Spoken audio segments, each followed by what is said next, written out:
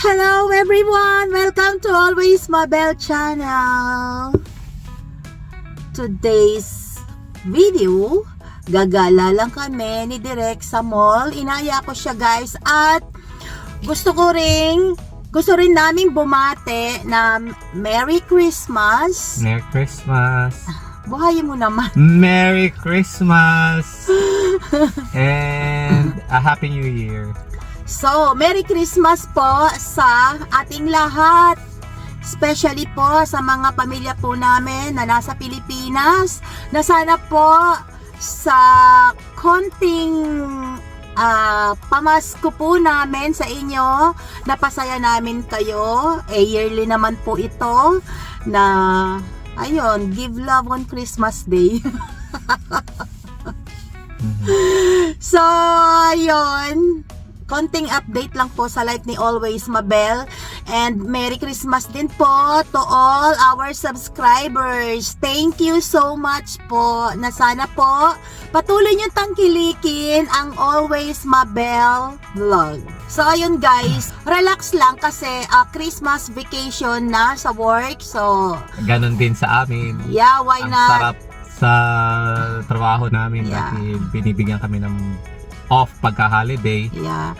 Pero po, sa amin pong, sa mga hindi nakakaalam po, mas masarap po sana kung may bonus. Like sa Pilipinas, may 13 month sila. Dito po sa Canada, wala po yung 13 month na yan. Pero happy pa rin. Kami meron. Sila wala. Ano yung 13 month nyo? Wala ka. Hindi. Yung, anong tawag doon? Yung sa... Ano ba yung parang share? Pero hindi naman share yung tawag doon eh. Profit sharing? Profit sharing, parang gano'n. Nasaan? Di ba pinagbibili ko na ng regalo? Hindi mo sinasabi, di ba? At sila magkano yung profit sharing nyo? Ba't ako wala? Hindi, wala akong binibigyan na profit sharing. Kumbaga, kung magkano yung let's say yung I know length of that, service, pero magkano? Magkano yung binigay sa'yo? $1,400. Tingnan mo, hindi man lang ako binigyan. 1,650 sa Ang kuri-kuripot. 1,650 binawasan ng tax. Ganito kasi yun. Masarap kasi dito talaga magtrabaho, natutulog ka. Pagising mo na sa biyahe, pagtingin mo sa email, nagpapasalamat ang company, sa ganyan-ganyan. Depende kung gaano ka nakatagal, magto 2 years na ako. Tapos yung isa kong kasamahan, parang nakakuha siya ng 1,600 plus dahil 1,900 yung dahil nauna siya sa amin. So, depende sa tagal. Oo. Sana all. Pero guys, kami naman, hindi naman talaga zero. Meron silang binigay sa aming gift card na $125. So, ipapakita ko yan guys sa next vlog ko kasi yung mga nagbigay ng gift sa akin, iba-vlog ko yan kasi sobrang pasasalamat ko na alala nila si Always Mabel. So, ayun. Ikaw, hindi mo ako binigyan. Dapat yung 500 sa akin yun, pan-shopping ko. Kakainis to. Ang Sige, kuri-kuripo. bibigyan kita. Ayan na. 50. 500. Hindi mo lang niya ako binigyan. Hindi ko alam. So ngayon, alam ko na yearly kasi first Christmas nga to sa company na to. No, first Christmas. Second Christmas? Yeah, I think so. March.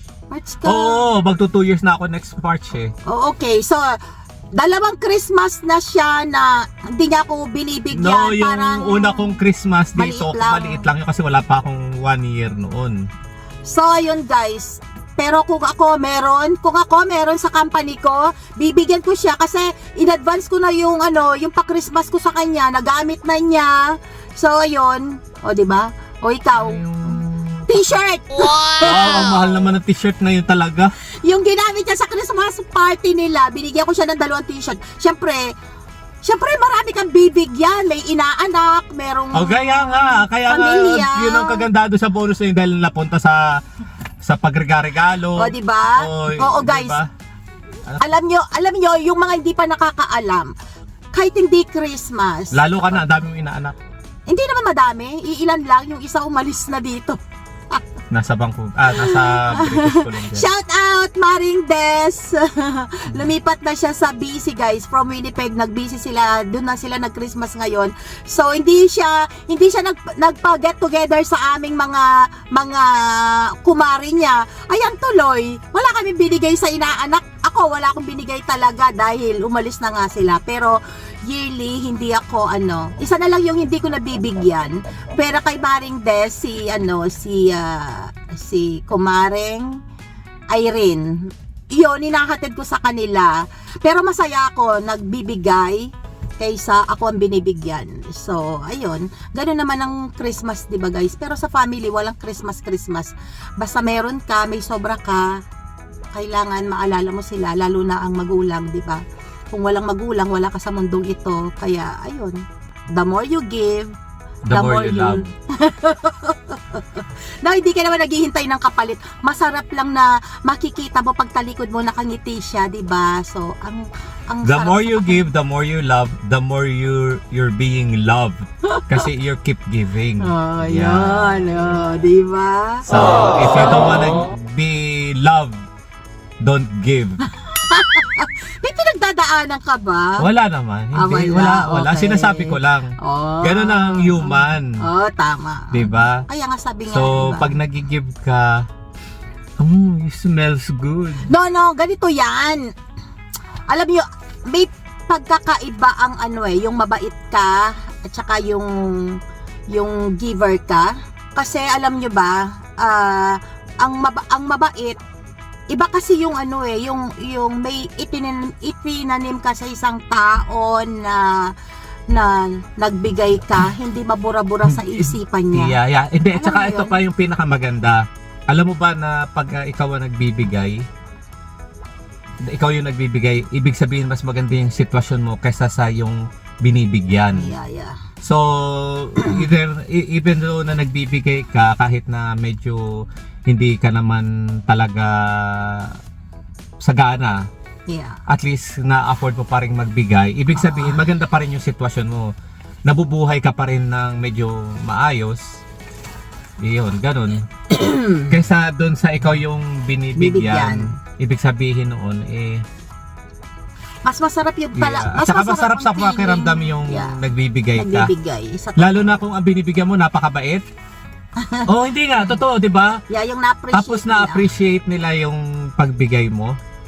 So, nakakatuwa yung ganun Pero yung nagbigay ka tapos parang wala lang, hindi rin naman nakakatuwa yung ganun. Pero at least maganda pa rin yung nagbibigay. Yeah. Pahingi nga ng Pero ako talaga guys, ugali ko talaga pag Christmas, yung mga kapatid kong nasa Pilipinas, pantay-pantay sila talagang binibigyan ko.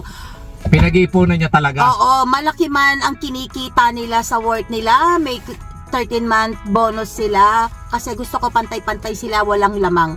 So, pati yung mga pamangkin ko before, pero ngayon dahil may mga kanya-kanyang trabaho na sila, hindi ko na sila binibigyan. Dapat sila yung magbigay sa lola nila, sa nanay ko na, 'di ba? Ganun 'yon. So, at least na less na yung mga binibigyan ko. Pero yung mga kapatid ko nasa Pilipinas, hindi ko sila pwedeng makalimutan pag Christmas kahit kumikita sila kasi masarap ang pakiramdam ko kapag nabibigyan ko sila. At least maiisip nila, naalala nila, kahit may trabaho kami pero naalala ko ng kapatid ko. Iyo. Sister, yung sa akin nasaan na? So ayun lang ang update namin sa inyo guys dahil Christmas, 'di ba? Iikot lang kami guys, bigay lang ako ng update sa inyo. So, nag-i-stop. Pakita mo nga ang So, pakita lang namin sa inyo guys yung nasa paligid namin. Hindi mas snow ngayong year 2023 ng... So, ayan, nandito kami sa Polo Park. So, ayan ang mall. Wala lang, gala-gala lang. Yan. Okay. Ang pangit ng mall dito sa labas. Sa labas lang. -1 lang ngayon guys. So, medyo may konting hangin.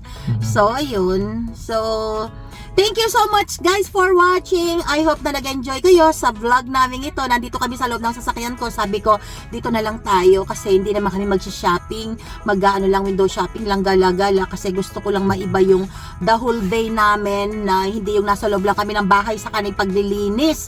So, gala-gala muna. Tapos pag nagutom, kakain. So, ayun lang guys. I love you all! Mwah! Parang bad din. Ay, naku, gaga. I love you all! Bye! See you on my next video.